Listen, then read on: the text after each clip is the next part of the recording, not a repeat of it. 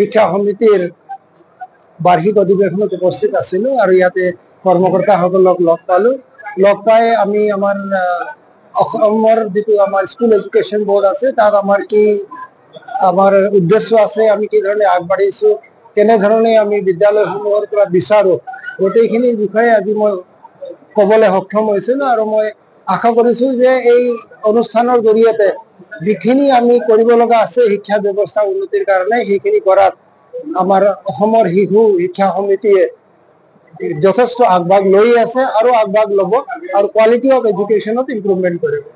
মই ইয়াৰ বাৰ্ষিক অধিৱেশনত যিখিনি তেওঁলোকে মাৰ্গদৰ্শন কৰিব সেই মাৰ্গদৰ্শনখিনি যাতে সকলোৱে আঁকোৱালি লয় আৰু আগবাঢ়ি যায় তাকে আশা ৰাখিছোঁ আৰু এওঁলোকৰ ফালৰ পৰা এটা দৃঢ় আৰু ভাল মাৰ্গদৰ্শন আহিব বুলি মই আশা ৰাখিছোঁ। আজি শংকৰদেৱ শিশু বিদ্যানিকেতন দেবেন্দ্ৰ চন্দ্ৰপ্ৰভা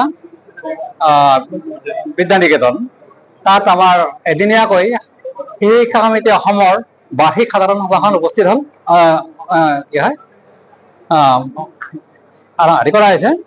আয়োজন কৰা হৈছে আৰু এই দুদিনীয়া কাৰ্যসূচীৰে আৰম্ভ কৰিছে। যোৱাকালি আমাৰ সংকল্প প্ৰমুখসকলৰ বৈঠক হৈছিল।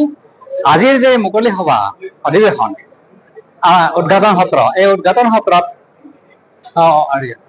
অসম যিটো Assam state school education board তাৰ অধ্যক্ষ মাননীয় শ্ৰী ৰমেশ জৈন IAS তেখেত উপস্থিত আছে।